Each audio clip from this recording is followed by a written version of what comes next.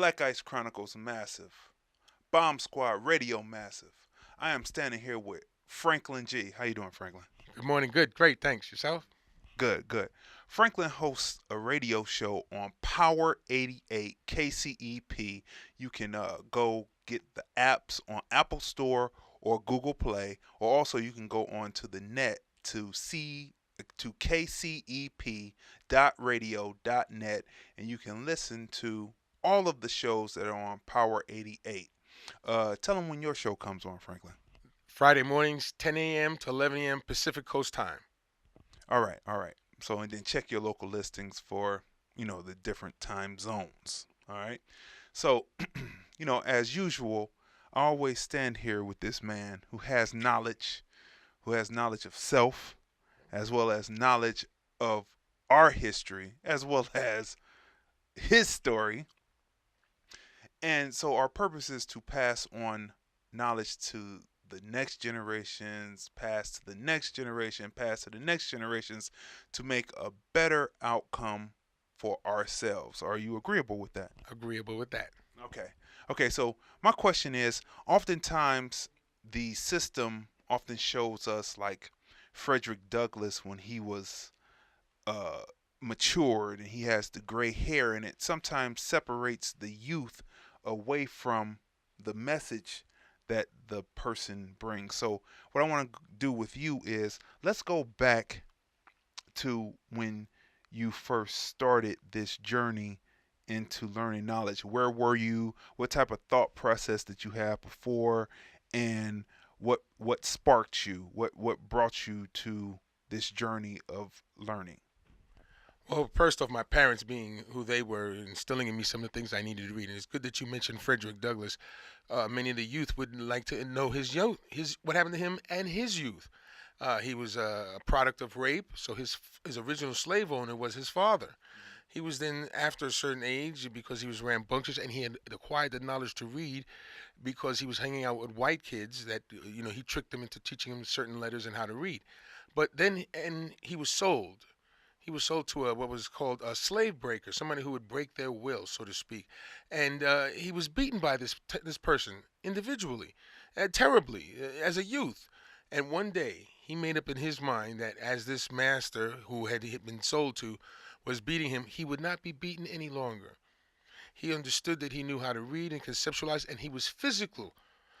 Most people don't know Frederick Douglass was about your height. He's about 6'4", but he stood up to his master in a physical way, where he stopped him from beating him, and that changed his life. It led to him to believe that he was as good, if not better, than any man.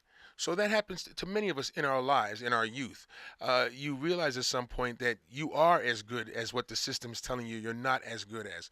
And in Frederick Douglass' case, he was smart, he was intellectually gifted, even though he was oppressed.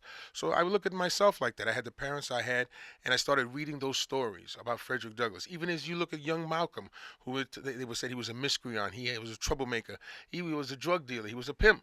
But when he became aware of knowledge of self. So I would say that that happens to us in different manifestations in our own lives. Okay, and what age were you when this kicked off? Your parents instilled in you this. You were lucky. You're blessed. Yes. Yes, to have that, right? So when did it click on for you at what age?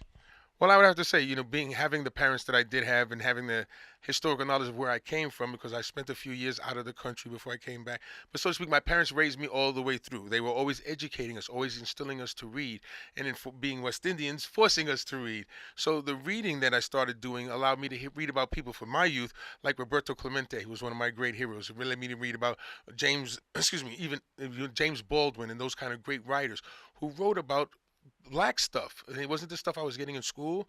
It was the stuff I was getting outside of school from my parents. So the more, if you will, melanated stuff I read, the more black stuff I read, the more I wanted to know more.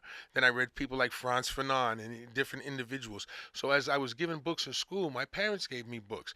Those books also made references to other things because I started having a different mindset. So I started hanging out with different people. So it opens you up to more knowledge. And I guess that's what happens for each of us, or hopefully it does happen for each of us. You would find something that likens you to your story. If you see greatness in your color, if you see greatness in your lineage, if you see greatness in the people who you read about who look like you, not the images we're given in school, it will allow you to conceptualize and think, I can be great too.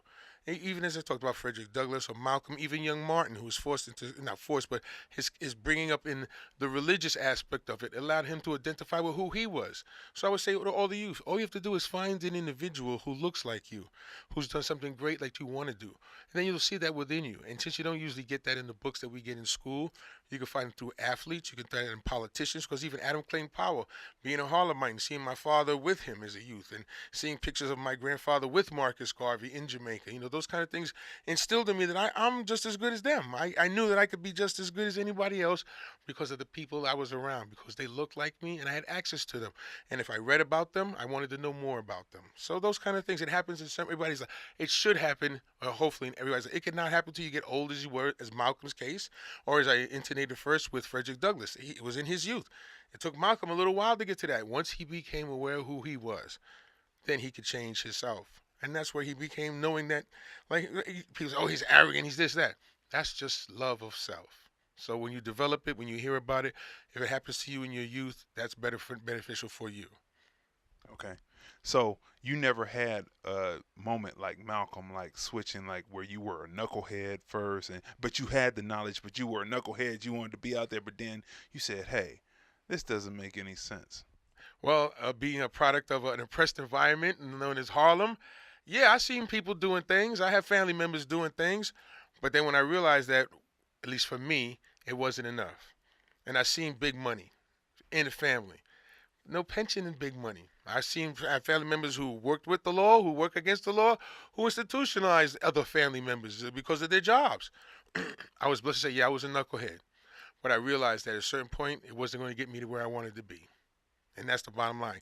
Everybody wants to make money and get paid, but you can make a mistake, excuse me, and come back from that. You have to think about long money. Short money is good.